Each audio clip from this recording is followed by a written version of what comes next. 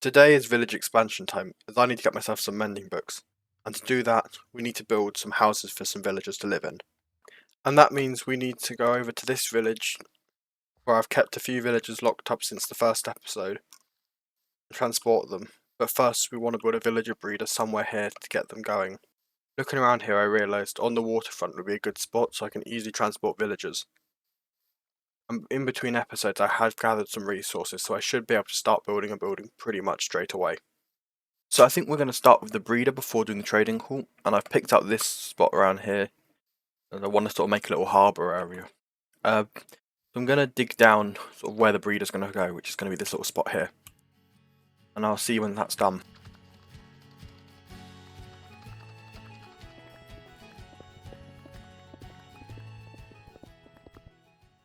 Okay, so I've now dug the hole, and all that I need to do now is build the actual villager breeder in here. I'm going to build the building first though, and save the actual farm, which is going to fit in here, but right at the end. But I'm going to do that now, and I think for this one I'm going to time lapse it.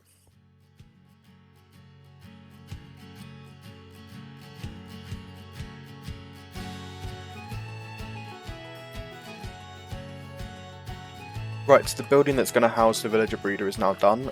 How it's going to work is I'm going to have a villager breeder in here, and then I'm going to run a rail from there up and through this hole. It's going to allow me to connect it all up to a little trading hall here for my first villagers. So now the building's been built over there, I just need to get all the resources to build the actual villager breeder. There's going to be some wool to make beds and carpets, and also some grey dye so I can dye the glass to make the tube that they're in.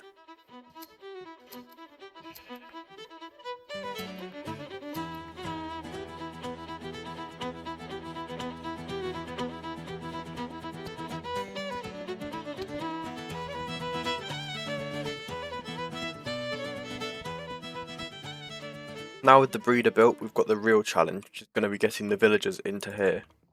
For that I'm going to have to travel all the way over to the village and bring them over in boats. I know I saved a few over there, so it should be fine. There we go. Okay. Now if I break the blocks here, should be able to bring them straight out and into the water. There we go. How's he go all the way over there? I don't even have a nether portal. What? No, what's going on? Oh! Was a pig struck by lightning? That's pretty cool.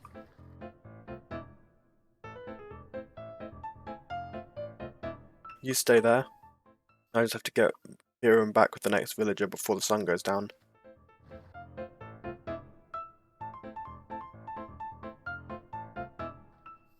Now let's just make sure there's a way up to the bed. Should be good. Now if we just break those. Hopefully they go straight in. Come on. Perfect. I don't know why, but finessing villagers has got a lot easier recently. I feel like it's become a lot easier to move them around.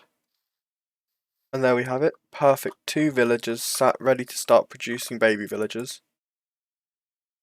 And now I just have to connect up the rail and then build a trading hall for their children to live in. What I'm going to do is just go like that. Then I'm going to block off this section here. Just put a lever there. That's powered. That should be all I need. I'm not worrying about zombie villagers and stuff yet, because to be honest, I don't think this is going to be a long-term trading hall. This is just a starter base for now, but it's good. Just some basic villager trading. I've just put the clay in the furnace, so I'm going to have some bricks ready soon. And I think it's about time we start working on building the villager trading hall building, which will go right here. So let's do that right now.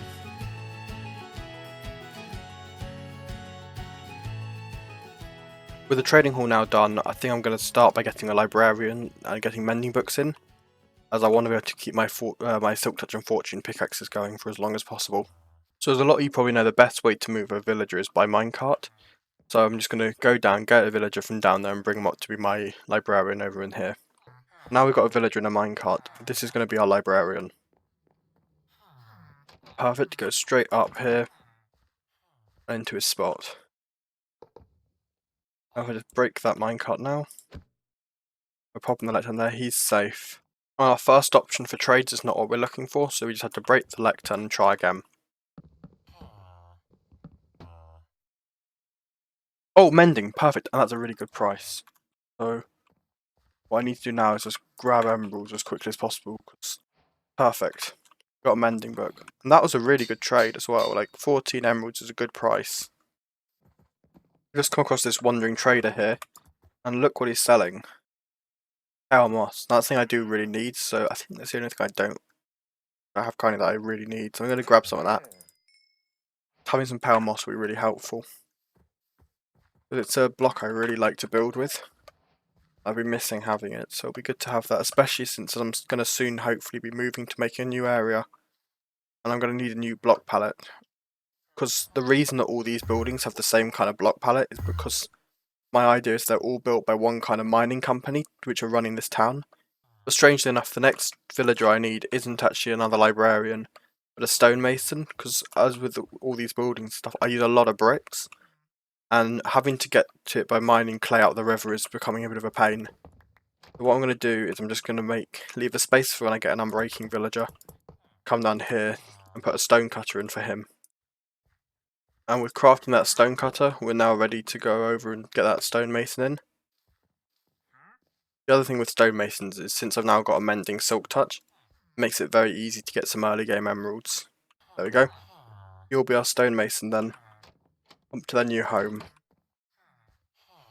And then just break that. Place the stone cutter in. Right, and now I just have to sell those bits of clay there and grab some bricks. Perfect. It's much easier now to get bricks to build with. So I think what's next is I'm going to try and go for the unbreaking villager now.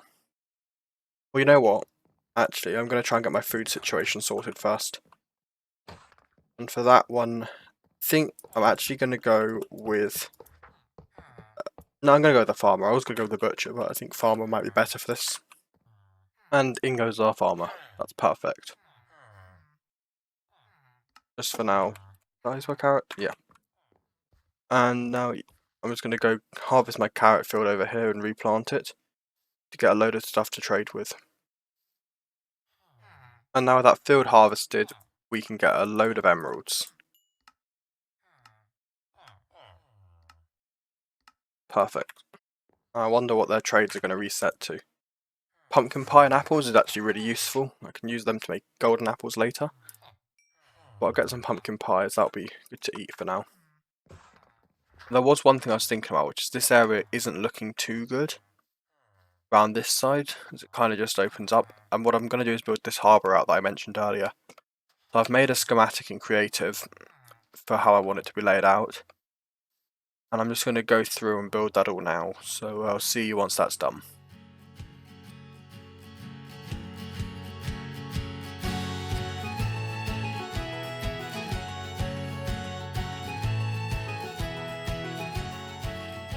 Okay, this area is now done, and I think just adding this little diagonal kind of warehouse over here, and the whole kind of harbour-y sort of ports and stuff, just makes this area feel a little bit more tied in and neat.